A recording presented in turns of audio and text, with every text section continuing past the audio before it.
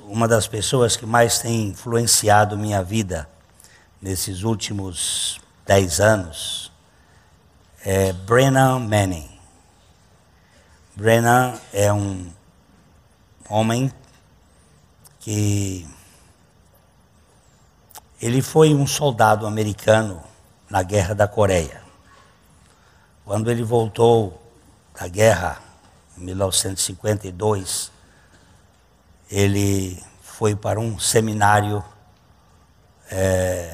franciscano e se tornou um monge franciscano. E durante 28 anos ele trabalhou por vários países, Índia, Espanha, países da África. Ele é hoje um dos homens que eu tenho visto que tem mais conhecimento de etnias e de sofrimento humano.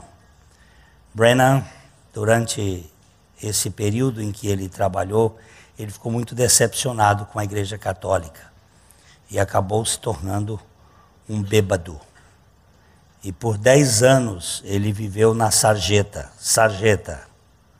Ele bebia e caía na rua e ficava lá nas ruas nos Estados Unidos. Uma ocasião em Fort Lauderdale, ele, depois de ter bebido bastante, ele acordou de manhã e viu que outro bebum tinha roubado os sapatos dele para comprar tequila. E ele estava ali cheirando vômito e sujo, e vinha uma senhora ele diz assim, de uns 25 anos de idade. Ela vinha com uma criança de uns 4 para 5 anos.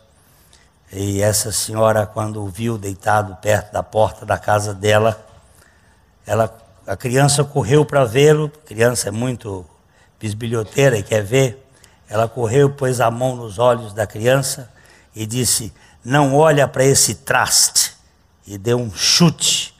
Quebrou 2 costelas do Brennan. E ele disse: "Mas eu naquela noite anterior, no dia anterior, eu tinha quebrado os 10 mandamentos pelo menos 6 vezes cada um.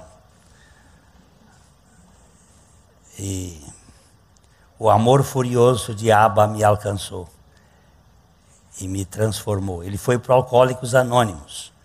Lá nos Alcoólicos Anônimos ele conheceu uma moça, Batista. Ele veio casar-se com ela e depois frequentou a Igreja Batista e ficou decepcionado com a Igreja Batista. E ficou decepcionado com os evangélicos, porque ele viu que era a mesma coisa. As estruturas mudam, mas os homens não mudam. Eles mudam de estrutura, mas não mudam de coração. E Brennan teve uma experiência muito íntima com o Senhor Jesus. E hoje ele tem uma espécie de movimento, como é que eu vou chamar? Ele é uma pessoa que consegue penetrar em tudo. Ele vai na Igreja Católica, ele fica nos evangélicos, ele vai nos protestantes, ele transita sobre todos os lugares, mas ele se considera um católico. Depois se divorciou da mulher, porque a mulher era muito rabugenta. Tem muitas mulheres rabugentas. Eu dou graças a Deus por esse encontro de mulheres para tratar com as mulheres. Como também dou graças a Deus pelo encontro dos homens para tratar com os homens, porque tem muito homem rabugento e muita mulher rabugenta que precisa ser transformada por Jesus Cristo. E ele é especialista para transformar gente rabugento que vive criticando um ao outro e machucando um ao outro. E Brennan ele estaria no Brasil esse ano. Ele viria aqui trazido pela CEPAL. Mas houve uma reação dos evangélicos contra ele. E, afinal de contas, ele é católico. E nós não acreditamos que Deus não tem fronteiras. Nós acreditamos que só são salvos aqueles que estão dentro da nossa roça. E aí é onde nós nos perdemos com falta de compreensão. que Deus tem salvo homens e mulheres de todas as igrejas. Ele não tem compromisso com placa de igreja. Ele tem compromisso com o evangelho da redenção, que transforma pessoas. Eu hoje de manhã disse que a nossa igreja está infiltrada de judaizantes. É uma turma que eu vou falar um pouquinho sobre essa raça, uma turma que só tem casca, não tem conteúdo. Nós temos visto muitas pessoas com forma de religião, mas não tem coração de misericórdia. E isso precisa ser tratado, começar por mim. Eu preciso ver o hipócrita que está dentro de mim, o falso, o impostor. Eu até trouxe esse livro do Brennan, que é um dos últimos dele, Falsos, Metidos e Impostores. Mas ele não está apontando o dedo para ninguém, ele está falando com ele. Quantas vezes eu tenho sido falso, vivendo uma caricatura que não existe? Quantas vezes eu tenho sido hipócrita, tratando as pessoas não como Jesus trata, mas como politicamente correto, mas sem trato de amor e de afeto. E esse é um livro que vale a pena. Onde foi parar seu verdadeiro eu? Cadê o seu eu?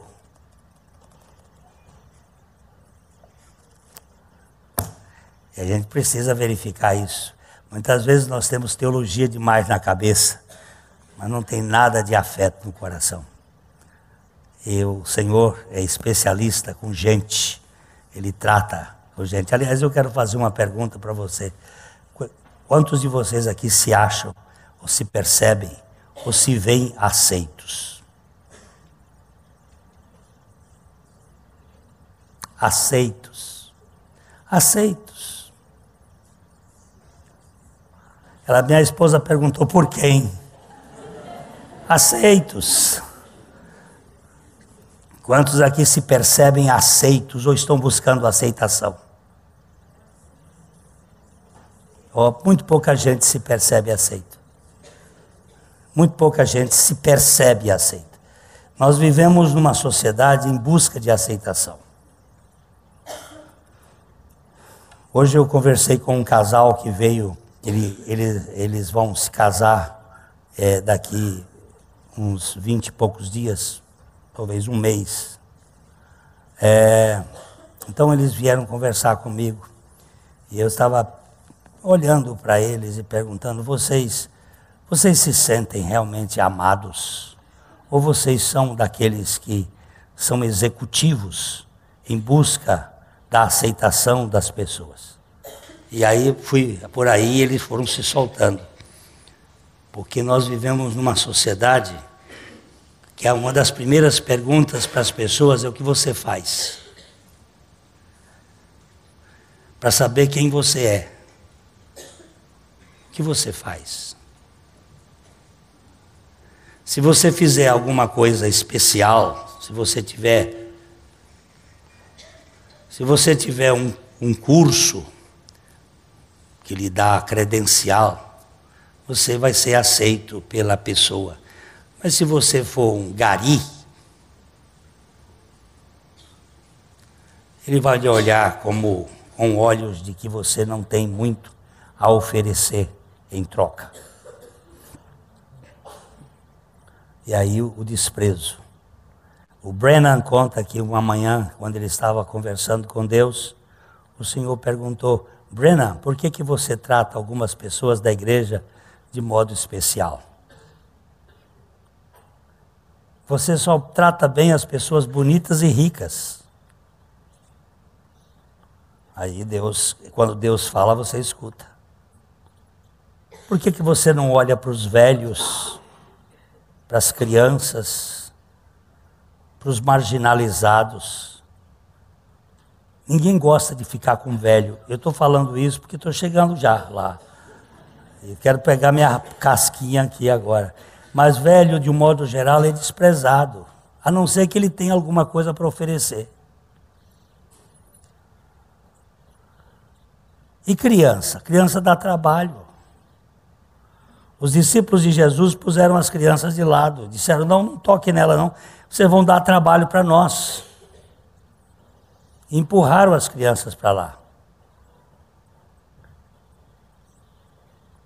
Eu estou ouvindo pessoas dizerem que a partir daquele momento em que as crianças têm vindo aqui para participar daquele momento de oração, que a gente tem pedido, Deus cuida dessas crianças. Lá atrás, eles estão dizendo, tem melhorado. Os pais dizem, tem melhorado. Na escola, tem melhorado.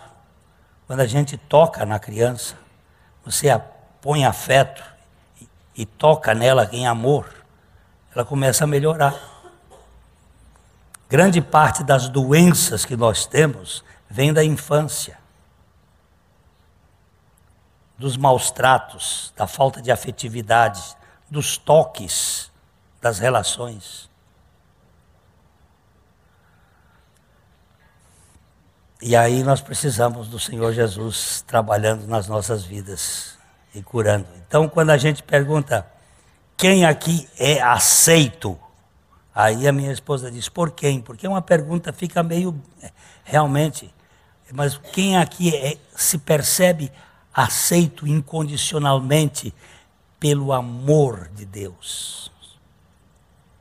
Aceito incondicionalmente, sem precisar de uma performance de trabalho, sem precisar ser um executivo para ser aceito.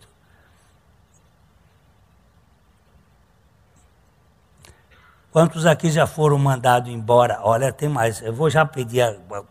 Quantos aqui já foram mandados embora da empresa porque não cumpriram as expectativas da empresa? Por favor, levante a mão. Temos aí uma meia dúzia de pessoas. A empresa chega e diz assim, você não serve mais, porque você não fez o que nós esperávamos. E ela simplesmente descarta você. Homens acima, pessoas acima de 45 anos, quando chega uma certa idade, eles são mandados embora da empresa, porque eles já cumpriram a tarefa e não tem muito para oferecer.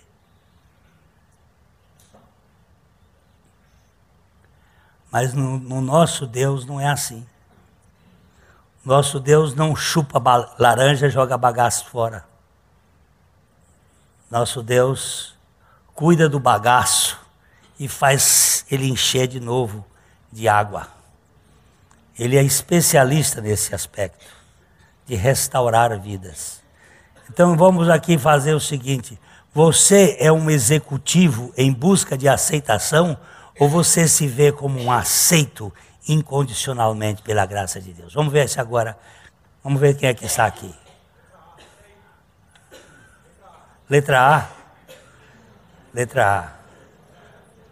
Olha, porque há muita gente que não consegue se enxergar, e aí ele tem que fazer um trabalho, eu tenho que orar para que Deus me ouça. A repórter chegou para Madre Teresa de Calcutá e disse assim, Madre Teresa, a senhora ora? Ela disse, todos os dias. E quando a senhora ora, o que a senhora fala com Deus? Ela disse, nada. E o que Deus fala com a senhora? Ela disse, nada. E antes que a moça fizesse a terceira pergunta, ou a quarta pergunta, ela disse, filha, oração não é conversa, é intimidade. E intimidade não precisa de palavras, basta estarmos juntos. Eu e meu pai ficamos juntos horas em comunhão. Você vê como é que Jesus disse? Quando tu entrares no quarto, ora em secreto. E teu pai que vê em secreto, não é que ouve em secreto, não. Que vê em secreto, te recompensará. Ele não está ouvindo suas palavras, ele está vendo o seu coração. Ele está olhando para seu interior. Às vezes a gente fala muito. Fala demais na oração, tem tantas palavras. Rick Watts, não é Rick Warren, estou falando desse cara não. Rick Watts, resolveu fazer da madrugada o seu lugar de oração. Lá na Austrália, ele vestia um saco de dormir nos dias frios, se colocava numa cadeira e começou a orar a primeira semana e falava, e falava, e falava, e falava, e nada de Deus se manifestar. Na segunda semana ele falou menos. Na terceira semana ele falou menos, mas aí na quarta semana ele vestia o saco de dormir e disse: aqui está a viúva. Aquela viúva que batia na porta do juiz todo dia. Juiz, julga minha causa. Ele só dizia: aqui está a viúva. Estou com o saco de dormir vestido. Eu não tenho mais nada para falar ao senhor, que eu já falei tudo e o senhor não falou nada. 2 anos depois se passaram. E ele estava numa conferência em Londres. E o conferencista estava contando que um dia a igreja dele, em 1943, foi bombardeada. E não sobrou nenhuma parede. No domingo de manhã, eles se reuniram ao redor daquela igreja derrubada e deram as mãos uns aos outros. E o pastor disse: aqui caíram as paredes, mas não caiu a nossa fé. Caíram as paredes, mas não caiu a igreja. Nós não temos mais lugar de reunir aqui, mas podemos reunir nas casas de vocês. E nós temos que fazer uma coisa: nós temos que orar pelos nossos inimigos. E nós temos que levantar os nossos olhos para o Senhor, que Ele está nos dando a oportunidade de servir. E aquela igreja, dizia o preletor, era a única igreja que se manteve firme aos princípios de Deus depois da guerra até agora na Inglaterra, em Londres. Ela é uma igreja missionária. E essa igreja construiu, lá no Hamas, um templo, lá na Jordânia, na Transjordânia, entre os membros do Hamas, entre aqueles que lutam contra Israel. E que eles construíram um templo bonito, e eles pensavam que eles tinham muito dinheiro. E eram 12 árabes, e o pastor, que era um inglês, e mais o arquiteto. Eles chegaram lá num domingo de manhã e disseram: onde é que está o dinheiro de vocês? Vocês construíram um negócio muito bonito aqui. Cadê o dinheiro de vocês? Não temos dinheiro, nós trouxemos isso lá da Inglaterra, foram os irmãos que deram. Onde está o dinheiro que vocês têm? E eles mataram os 12 árabes e os 2, o pastor e o arquiteto que fez aquela obra. Então, Rick Watts disse o seguinte: que morte boba. Numa vilinha da Transjordânia, da Jordânia. Ninguém sabe disso, o mundo nem soube disso. Nunca ninguém soube dessa história. Porque as histórias que são feitas por esta turma da mentira do mundo, elas não são contadas. Os jornais estão na mão deles, eles não contam. Ele disse: que morte mais idiota. Se pelo menos fosse aqui no centro de São Paulo, ele estava fazendo uma conferência, eu até gostaria de ser um Marte, que poderia ser reconhecido pelo mundo inteiro. Mas um Marte que ninguém sabe quem é, que coisa mais esquisita. E aí Deus virou para ele e disse: Rick, cadê a cadeira? E cadê a viúva? Você não disse que estava lá esperando?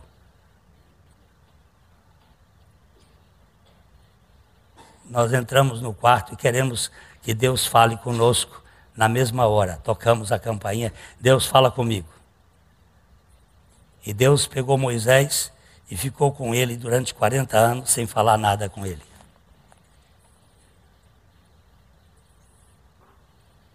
40 anos sem nenhuma conversa com Moisés. Depois de 40 anos, Deus resolveu aparecer, e apareceu de modo muito muito esquisito, botando fogo numa sarça que não consumia. E chamou a atenção de Moisés para ver aquela sarça, até Moisés chegar para perto e dizer: eu não conheço isso. Toda sarça, toda árvore com fogo consome, mas essa não consome, essa não pega fogo. E ele foi se aproximando mais um pouquinho, e Deus disse: esbarra aí, para. O terreno que tu pisas é santo, e tu não podes entrar com as suas sandálias do Egito. Ainda sobraram as sandálias na vida de Moisés. Tira tuas sandálias. E Moisés teve que tirar as sandálias. E ele agora não sabia mais falar, porque ele ficou 40 anos sem falar, só escutando berro de ovelhas. Ele tinha ficado tati-bitati. Ele só sabia fazer bé. A única coisa que Moisés sabia fazer era berrar como ovelha. Ele disse: eu não vou para essa jornada de modo algum, porque eu sou um pesado de língua. Porque ele não tinha com o que falar, ele não falava com a mulher dele. Parece que ele tinha um problema lá com a Zípora. E vocês vão ver depois, que se estudarem Bíblia, vocês vão ver que a Zípora deu um problema para ele, quis até, porque ele não circuncidou os filhos dele. E ela disse: homem sanguinário és tu. Moisés precisou ficar numa escola de silêncio para poder escutar a voz de Deus. Muitas vezes nós estamos hoje num barulho tão grande que nós não conseguimos escutar quando Deus fala. Alguém perguntou outro dia para mim: por que o senhor gosta tanto do Piauí? Eu digo: porque lá não tem barulho. É tão silencioso que eu posso escutar o vento. E às vezes escuto Deus falar. Na solitude e no silêncio. Mas nós estamos num mundo de agitação, num mundo muito cheio de coisas. Mas você se acha aceito? Ou você tem que desempenhar para ser aceito? Ou você precisa fazer as coisas bonitinhas e perfeitas para que os outros lhe aprovem? Por favor, meu irmão querido, você não vai ser aprovado por homem algum diante do trono do Cordeiro. Ninguém vai lhe dizer se sua roupa estava bonita ou feia. Ele vai lhe dizer assim: vinde benditos de meu Pai, possuí por herança o reino que eu preparei desde a fundação do mundo. Quando foi que o senhor... Mas como é que é isso? Eu andei nu e você me vestiu, eu estava preso e você me visitou, eu tive fome e você me deu de comer. E quando foi isso que o senhor fez? Ele disse: toda vez que você fez a um dos meus pequeninos irmãos, você fez a mim. Toda vez que você olha para um mendigo e olha para ele dizendo: olha, Jesus te ama furiosamente. Você está sendo mensageiro do reino dos céus. Eu sou muito snob, eu sou muito metida besta. Eu preciso ser tratado por Deus e tirado essa casca externa. Cuidado com a cebola. Cuidado com a cebola. Você tira uma casca, tem outra. Você tira outra, tem outra. Você tira outra, tem outra. Você tira a última e não tem nada.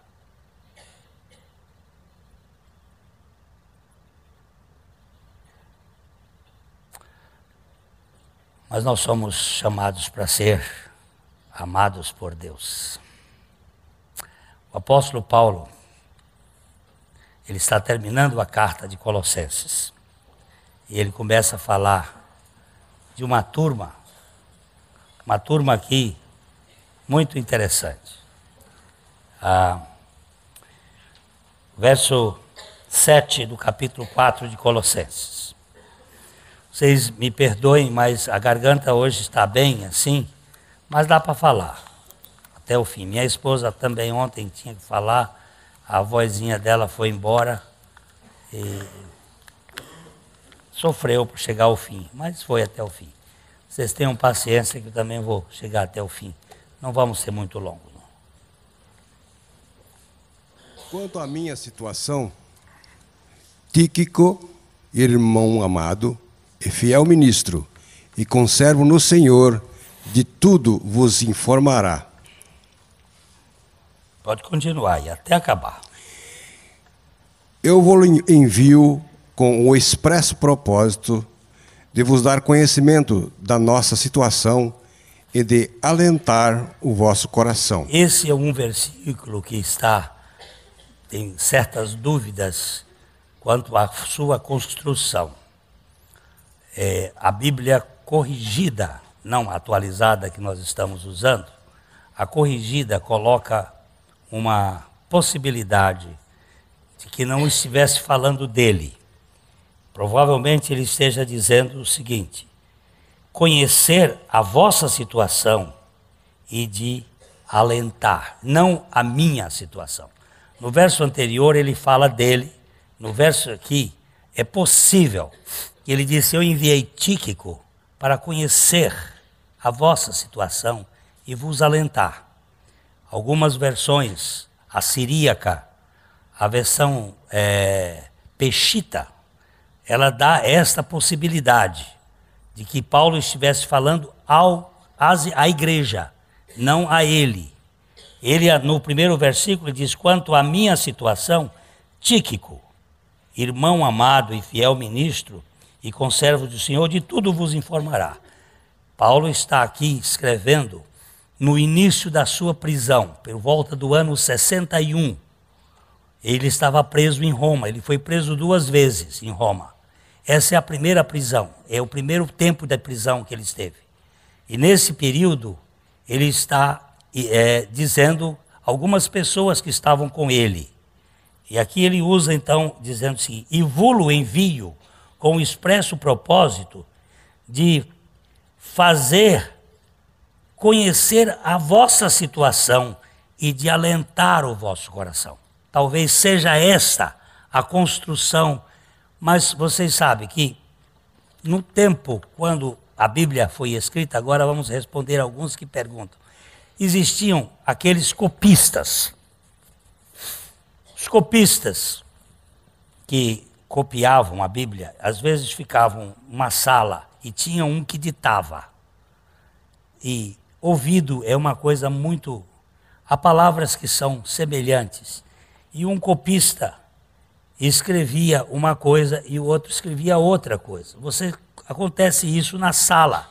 O professor de português que faz ditado, depois quando corrige, percebe que um aluno escutou uma coisa, outro escutou outra.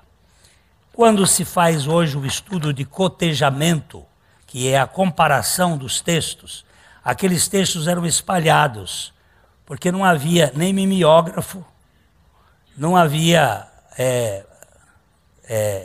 editoras, era tudo na mão, tudo copiado. Então havia possibilidade de ter erros.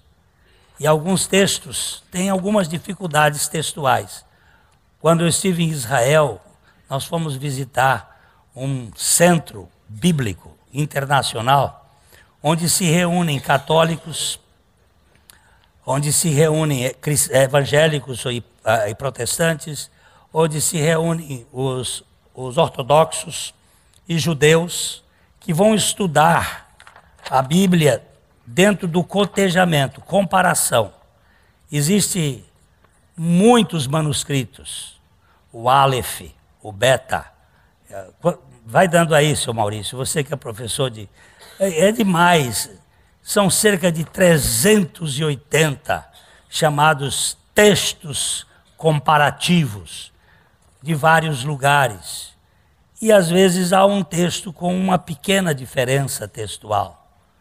E comparado, você diz, aí por isso que você vê na Bíblia assim, este texto não faz parte dos melhores manuscritos, ou dos manuscritos mais antigos, mas faz parte de tais e tais e tais manuscritos. É possível que tenha cometido um erro? É possível. Mas o Senhor permitiu que vários textos ficassem para que se fizesse a comparação. Eu, pessoalmente, fico com a segunda hipótese, de que Paulo estivesse falando à igreja. Eu envio Tíquico para ver a situação de vocês. A minha, aliás, eu quero até dizer no verso 9, ele vai dizer uma coisa aí, talvez ajude. E Onésimo, o fiel e amado irmão, que é do vosso meio, eles vos farão saber de tudo o que por aqui ocorre. Eles vão contar para você. Então ele fala de Tíquico, que é um irmão da Ásia Menor, e de Onésimo, que também era ali da região. Onésimo era um escravo de Filemon. Filemon é um homem muito rico que Paulo pregou o evangelho. O Onésimo roubou Filemon e fugiu. E foi parar em Roma. E lá em Roma, Paulo pregou o evangelho para ele. Ele foi transformado. E Paulo volta e manda Onésimo voltar para a casa do Filemon. E diz assim, ó, você vai porque você vai ser útil. Onésimo em grego significa útil. Você foi inútil para ele, agora você vai ser muito útil. E você vai lá ser um bom servo do seu Senhor. A Bíblia não fala sobre a questão da escravatura, não combate a escravatura, mas mostra que em Cristo Jesus não existe mais servo e escravo. Que esta tese foi desmanchada pelo grande amor de Deus. E a escravatura só veio cair no século XIX, quando começou com John Newton, um escravocrata, um comprador de escravos na África e vendia na Europa, e ele teve uma experiência muito marcante dentro de um navio. O navio foi espedaçado e ele ficou 3 dias na voragem agarrado nos destroços do navio. E durante esses 3 dias, ele que era um ateu, um escravocrata, ganhou muito dinheiro vendendo escravo, clamou a Cristo e o Senhor o transformou. E ele foi transformado, ele se tornou pastor. E o hino que a gente canta muito é um hino, a graça eterna de Jesus, é de autoria dele, tanto a letra como a música. Mas alguns dizem que a música não é dele, que a música ele escutou quando os negros cantavam nos porões do navio que vinham da África para a Europa.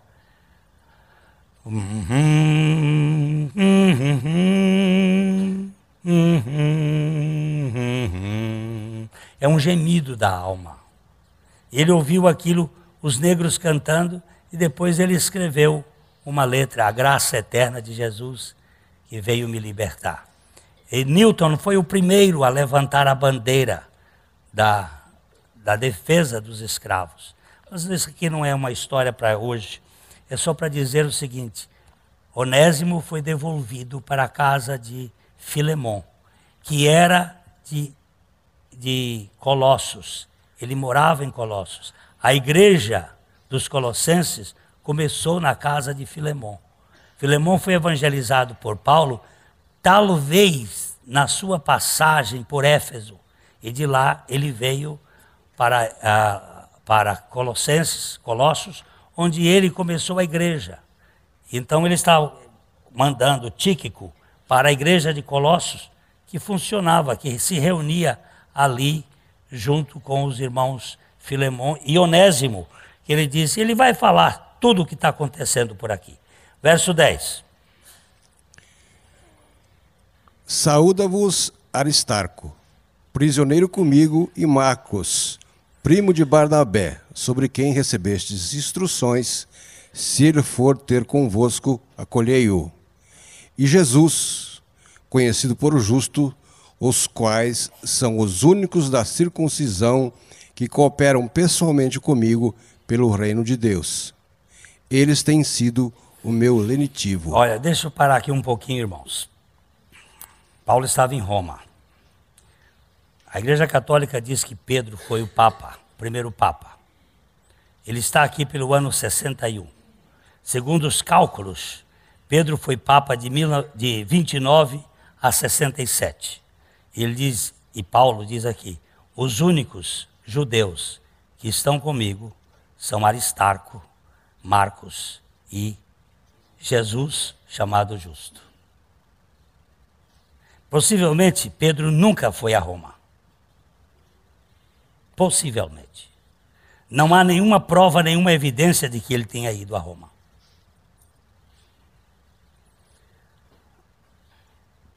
Essa é uma questão teológica séria. E Paulo estava lá em Roma preso. Ele fala de 3 pessoas que estavam com ele. E ele fala de Aristarco, que era um dos crentes de Tessalônica. E fala de João Marcos, que era de Jerusalém. E fala de Jesus, o justo. A gente não sabe quem é esse Jesus, o justo. Provavelmente pode ser aquele, o justo, que esteve lá no templo para escolher entre Matias e Jesus como o discípulo que ia substituir Judas. Mas não há evidências nenhuma. Mas tem esse João Marcos aqui, que eu quero chamar a atenção. Ele aparece aqui, João Marcos, primo de Barnabé, outra versão diz sobrinho de Barnabé, sobre quem recebestes instruções. Se ele for ter convosco, acolhei-o. Por que que tem essa instrução? Na primeira viagem missionária de Paulo, saiu Paulo, Barnabé e João Marcos. Eles foram para Chipre. Quando chegaram em Pafos, João Marcos, Pafos para trás. Voltou.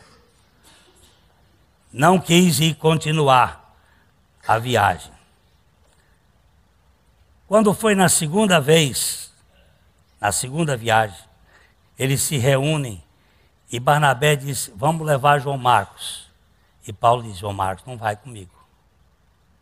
Vamos levar João Marcos. Vamos ver esse texto para a gente dar uma olhadinha em Atos. Deixa o dedo marcado aí, viu? Atos capítulo 15.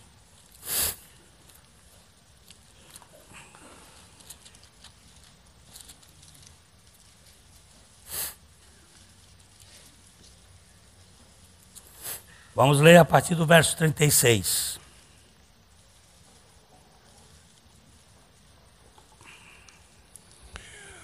Alguns dias depois, disse Paulo a Barnabé, voltemos agora para visitar os irmãos por todas as cidades nas quais anunciamos a palavra do Senhor, para ver como passam. Olha como é que ele está.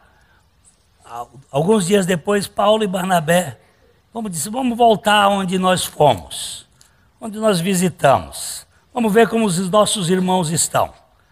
Vamos ver como é que eles estão passando. Aí, onde temos anunciado a palavra do Senhor, para ver como vão. Espera aí. Deixa eu dizer uma coisa aqui. Paulo era uma pessoa muito zelosa com essas coisas. Ele não ia num lugar onde outro tinha ido. Se Pedro foi naquele lugar, se Tiago foi por aquele lugar, se João foi por aquele lugar, Paulo não ia. Isso chama-se ética. Tem gente que sempre pesca em aquário e que vai nos lugares onde os outros vão. Isso é falta de ética. Paulo era muito nobre. Mas ele disse, deixa eu voltar nos lugares para ver como é que vão os irmãos, se eles estão firmes ou não. Porque a evangelização daquele tempo não tinha as 4 leis espirituais, não. E não tinha cartilha, não. Era feito o discípulo num dia, e no dia seguinte ele viajava. E às vezes não tinha tempo de discipular. Eles desciam simplesmente para o outro lado. E deixavam o discípulo lá com uma palavra. E ele dizia, eu encomendo ao Senhor e a palavra da sua graça. E que o Senhor faça. Ele não vai para fazer.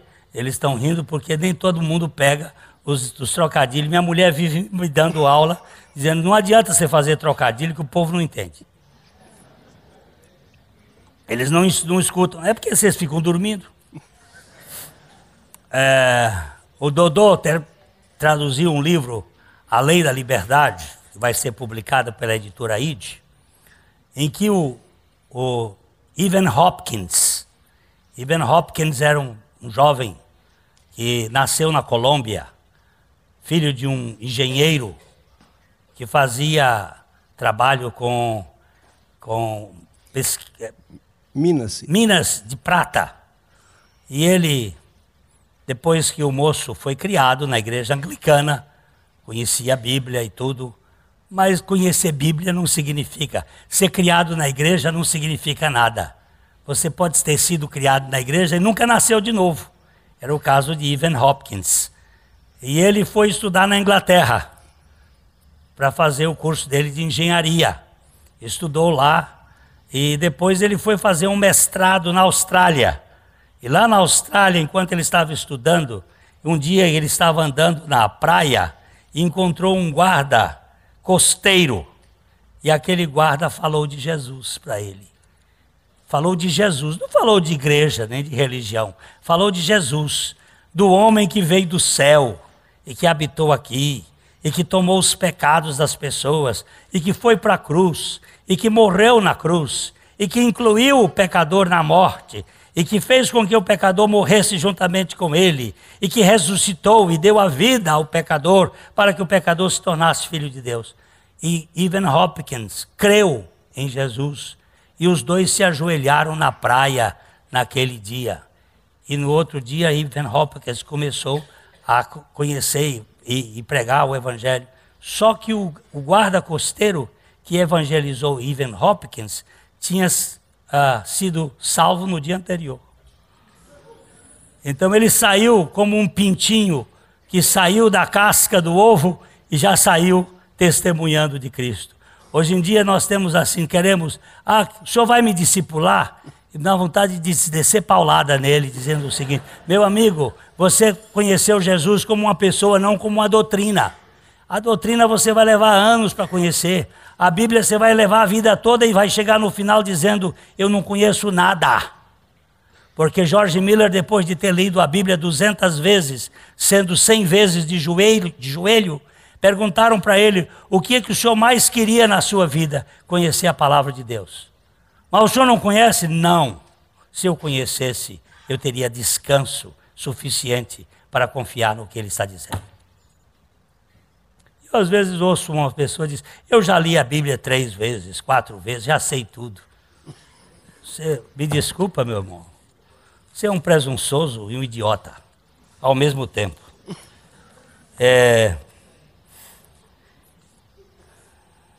Eles estavam lá, cadê o negócio? Sumiu. Decorrido alguns dias. Agora continua, Dodô. Vamos para o verso seguinte. E Barnabé queria levar também a João, chamado Marcos. Mas Paulo não achava justo levarem aquele que se afastara desde a Panfilha, não os acompanhando no trabalho. O que foi que João Marcos voltou? Tem muitas teorias. Uns dizem que ele ficou com saudade de casa. Outros dizem que ele tinha uma namorada em Jerusalém. Ele ficou querendo voltar por causa da namorada. Mas eu acho que não foi bem isso, não. Porque Paulo aqui, depois ele vai dizer assim, se ele for ter com vocês, acolhei-o. Porque antes tinha uma ordem para não acolher. Por que ele tinha ordem para não acolher? É que João Marcos, se você for estudar o evangelho escrito por João Marcos, depois ele vai mostrar porque ele se tornou muito conciso. É o evangelho mais conciso da Bíblia, é o evangelho de Marcos. Ele tinha uma tendência judaica. Ele foi aquele moço que quando Jesus foi preso, saiu correndo nu. E ficaram só com a capa. Esse é o João Marcos, que costumava fugir quando a coisa apertava. E ele tinha uma tendência judaica. Talvez você estudando a carta aos Hebreus entenda que Paulo, eu hoje estava conversando com os meninos ali sobre quem escreveu a carta aos Hebreus, e eu acho que foi Paulo. Outros acham que foi Apolo, outros acham que foi Priscila. Até hoje brinquei de manhã, que diz que alguns acham que foi Priscila, porque depois de 13 capítulos, ela disse assim, escrevi resumidamente. Só podia ser mulher, né? Mas, para mim, foi Paulo que escreveu essa carta. E ele diz assim, nós não somos como os demais que retroagem. Nós somos da fé para a conservação da alma. Essa coisa é muito importante, porque a fé cristã não é a fé de retorno. Quando a coisa aperta, cai fora. Esse é o que acontecia com os judeus. Nós fomos perseguidos como judeus, agora somos perseguidos por cristãos. Vamos voltar. E João Marcos tinha um quezinho. Agora eu vou falar um negócio sobre por que eu falei de aceitos e não aceitos. Porque o cristianismo está dividido historicamente em dois grupos. Os cristãos gentios e os cristãos judeus. Dos cristãos judeus foi formado os judaizantes. Os judaizantes são cristãos que querem a velha estrutura no lugar da nova, que buscam o odre antigo e o sistema antigo em lugar do novo. E Jesus disse, não se põe vinho novo em odres velhos. Aqueles odres não servem mais, eles já estão descartados. Aquele sistema não serve. Você não tem que circuncidar mais ninguém. Você não tem que botar véu na cabeça de ninguém. Você não tem que ficar usando sistemas velhos. Esses sistemas já desapareceram. Hoje nós temos a novidade que é Cristo. E a suficiência que é Cristo. Ele é o tudo. Deus falou de muitas maneiras, mas agora Ele nos falou pelo Filho. No Filho nós temos tudo. Nós não temos mais que acrescentar ao Filho alguma coisa como se fosse para que fôssemos aceitos. Nós fomos aceitos em Cristo. Nós somos aceitos nele. Ele é suficiente. Não tem mais acréscimo. Eu sei que isto muitas vezes aborrece os judaizantes que vivem no mundo moderno como viviam no tempo de Paulo. E como mostra, a tendência de Tiago na sua carta é puxar a brasa para o judeu. Mas o velho Paulo, ele não se dobrava diante de ninguém. Lá em Jerusalém, quando ele esteve, ele disse, eu estive perante as colunas, perante Pedro, perante João, perante Tiago. Eles não me acrescentaram nada, porque o evangelho que eu recebi de Jesus Cristo foi suficiente. Irmãos, isso é muito sério. Quando querem colocar coisas que não estão mais vigindo nos dias atuais. Vigindo é atualizado. Me disseram que eu falo um português muito difícil, então eu vou ter que agora dizer, mas o Humberto me pegou essa semana, diz assim, você tem que baixar esse seu nível de português, que você fica falando uma linguagem que o povo não entende. Eu digo, então agora eu vou ter que falar. Vigindo é existindo agora, sendo nesse tempo. Tá? Vê, Humberto. É um evangelho da suficiência de Cristo, que aceitou você como você é, e aquele que começou a boa obra em você, vai completar até o dia de Cristo Jesus.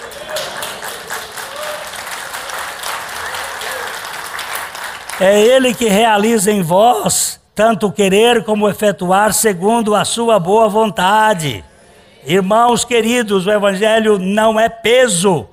Tem dificuldade, sim. Tem lutas e muitas. No mundo tereis tribulações, aflições, problemas. Mas tende bom ânimo, eu venci o mundo. Mas ele disse, vinde a mim, todos vós que estáis cansados e sobrecarregados, e eu vos aliviarei. Tomai sobre vós o meu jugo e aprendei de mim, que sou manso e humilde de coração, e encontrareis descanso para a vossa alma, porque o meu jugo é suave e meu fardo é leve, é leve, é leve. E depois que eu fui operado, que o médico disse, não pega peso, não pega peso. Eu tinha que levar um computador, uma Bíblia que pesa 1 quilo, essa Bíblia aqui pesa 1,2 kg, mais 4 livros dentro da coisa, e chegando lá em Teresina, eu dizia para o menino que veio o nosso irmão Denilson, que veio da Paraíba, pega meu filho, pega isso aqui, você é novo e não foi operado, pega o peso, pega aí, carrega, eu quero leveza. E depois disso que Jesus disse, vinde a mim, Jesus pega o peso. A Bíblia diz, lança o teu fardo sobre o Senhor, e Ele te susterá, cuidará de vós. Ele não pega fardo não, você joga o fardo dele, ele tira assim, pega você no colo. Ele não é carregador de fardo, que ele não é estivador. Ele pega você, que você para ele é a menina dos olhos dele. Ele pega você no colo, como o cordeirinho que está machucado, ele carrega no colo. Eu me lembro muito bem da doutora Edmeia Thompson, quando ela contou para nós. Doutora Edmeia é uma senhora muito preciosa que nós estamos tentando. Que período? Setembro do ano que vem, tá confirmada. Ah, que bênção. A Edmeia vem aqui. Ela é uma mulher muito preciosa. Vocês vão ver. Ela vai arrasar essa igreja aqui. Ela chega, eu vou contar um pouquinho da história dela. Ela disse que quando fomos no congresso da CEPAL, ela falou alguma coisa assim. Dr. Shedd é aquele homem nobre, filho de família nobre, e ele foi contando a sua vida espiritual, como é que ele começou. Desde pequenininho, cuidado pelos pais que eram missionários na Bolívia, e educado de todo jeito. Aí a doutora Edmeia disse, pois é, eu já sou um pouco diferente do Dr. Shedd. Eu nasci de um adultério. Meu pai era um negro da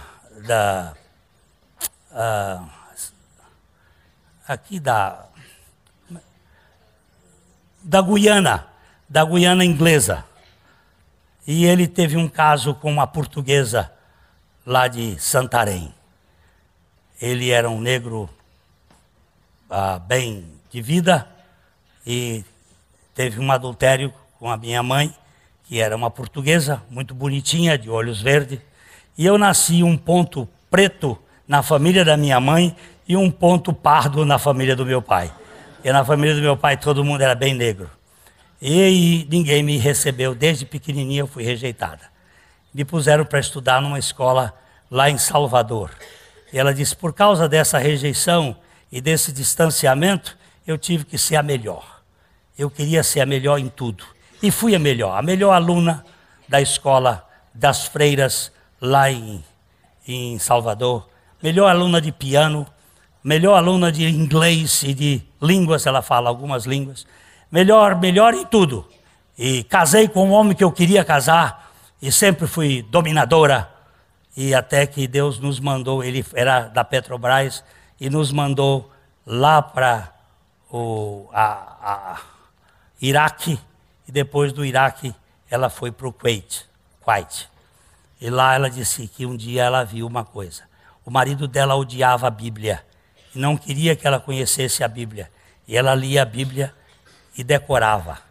Para poder comer a Bíblia, ela botava dentro do freezer. Ela tinha 4, 5 empregadas dentro de casa, eles tinham uma condição muito boa, e ela botava a Bíblia escondida dentro do freezer, porque ele sabia que ele não mexia ali dentro. E ela ia decorando. Ela sabe pelo menos uns 20 a 30 livros de cor da Bíblia. Ela pega, não precisa dela, ela vai decorando. E a doutora Edmeia disse que um dia ela estava naquela busca do Senhor, e buscando o Senhor, e querendo ver o Senhor. Ela viu uma pastora que passou de manhã para dar comida ao seu rebanho, e à tarde ela voltava com um borreguinho, com um cordeirinho no braço. O cordeirinho estava machucado, e essa pastorinha chorava pela sua ovelhinha. E ela viu da casa dela e foi se aproximar. Ela disse: eu que tinha conhecimento do Salmo do pastor, do bom pastor. Naquele dia eu fui ter o conhecimento do bom pastor do Salmo. Eu fui conhecer como é que o bom pastor do Salmo cuida das suas ovelhinhas machucadas. Ele carrega no colo. E aquela mulher, ela foi um exemplo do que Cristo faz com a gente. Ele leva as suas ovelhinhas feridas no seu colo. Ele cuida delas.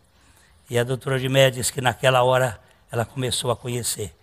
Depois ele veio para o Brasil, o marido morreu logo em seguida. E morreu quando estava no Kuwait. Depois que ela voltou, a filha dela, a única filha, morreu. E ela ficou desesperada. E ela foi encontrar Jesus numa igreja anglicana, num dia de muita luta, numa igreja anglicana, na rua Voluntários da Pátria, lá em Botafogo. Naquele dia ela disse que eu conheci o amor furioso, o amor inquestionável de Deus. Ela passou a fazer um trabalho muito bonito com crianças lá no Morro Dona Marta, no Rio de Janeiro. Ela ficava embaixo e dando comida, e dando pão e um sanduíche e dando refresco e tocando corinhos. E com isso ela conseguiu subir o morro e trabalhar. E hoje ela tem um trabalho maravilhoso. E nós vamos, se Deus quiser, trazer a doutora Edmeia aqui. E o que eu contei aqui para você é que a palavra de Deus mostra que ele carrega os seus cordeirinhos nos seus braços. Ele não vai deixar você no meio do caminho. Se você está ferido, ele não bota peso sobre você. Ele tira o peso das suas costas. Paulo não queria levar João Marcos, porque João Marcos tinha alguma coisa que Barnabé precisava tratar. Barnabé significa consolação. E Barnabé precisava tratar do João Marcos numa escola especial. Às vezes você tem uma ovelha que tem que ter um pastor especial. Não evangelista, mas aquele curador. Paulo era evangelista. Barnabé era curador. E Barnabé teve que pegar João Marcos e levar anos. E depois Paulo diz assim: me traga João Marcos, que ele vai ser muito útil para mim, para o ministério.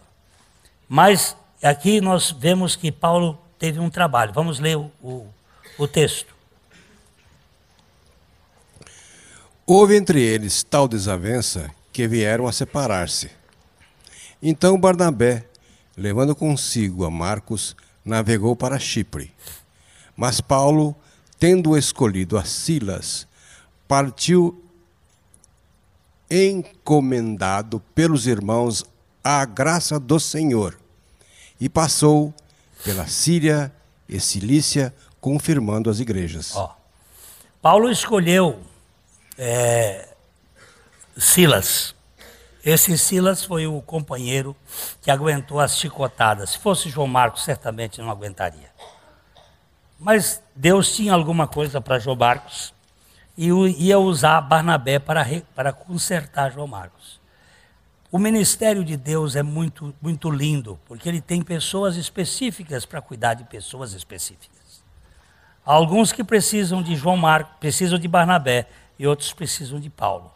Uns precisam de uma dureza, como a de Paulo na pregação, outros precisam de um consolo, como o de Barnabé, para a recuperação. Vamos voltar agora para onde nós estávamos, em Colossenses. Ele diz aqui que saúda-vos, o verso 12, Epáfras, que é dentre vós, servo de Cristo Jesus, o qual se esforçou sobremaneira. E não é esse o versículo que tínhamos?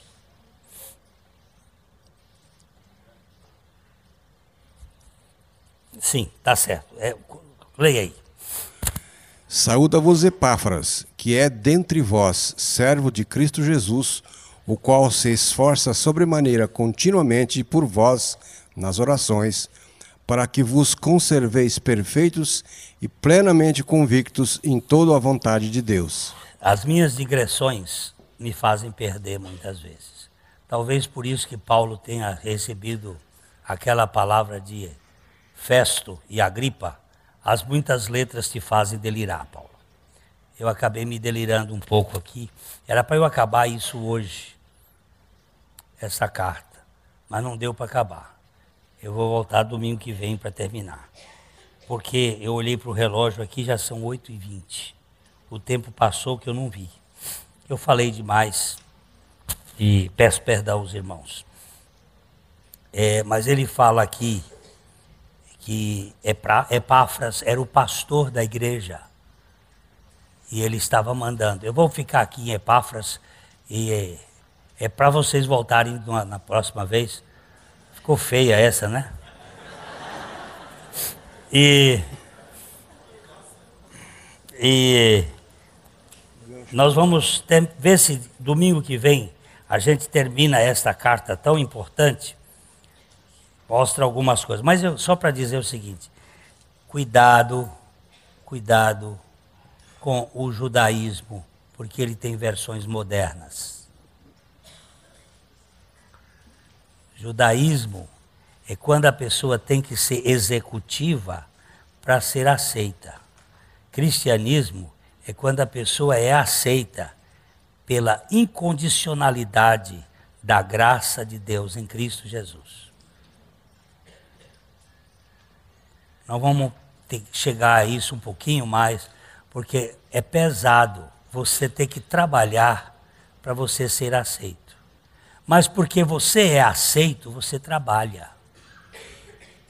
É diferente. Não é preguiçoso. Só que não é para você ser aceito. É porque você foi aceito. Porque você foi recebido. Você não tem que fazer para merecer. Mas porque você foi aceito incondicionalmente, você vai trabalhar muito mais. Paulo diz assim: eu trabalhei muito mais do que todos os outros apóstolos. Mas não eu. A graça de Deus comigo. Ele não era um vadio. E nem era uma graça imobilizada, mas não era uma graça que é recebida como conquista, como salário, como mérito. Isso aí adoece e faz as pessoas ficarem soberbas, arrogantes. Tá vendo? Eu consegui. Tá vendo? Eu fiz. E é esse cristianismo, essa religiosidade, eu não quero para mim. E não quero para alguém que fique próximo. Livraria PIB Londrina. A Livraria PIB Londrina procura selecionar cuidadosamente seus títulos e autores a fim de oferecer conteúdo alinhado com o Evangelho de Jesus Cristo. Bíblias, livros de teologia, filosofia, devocionais, literatura infantil, biografias, comentários bíblicos e muito mais. Dispomos também de um acervo de CDs e DVDs das quase 4.000 mensagens ministradas na primeira Igreja Batista em Londrina. Visite a Livraria PIB Londrina e conheça ainda mais.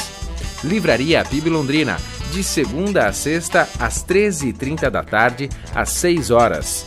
Endereço: Avenida Paraná 76A, próximo ao Calçadão, no centro de Londrina. Ligue para 3372-8921 e acesse o site www.livrariapiblondrina.com.br.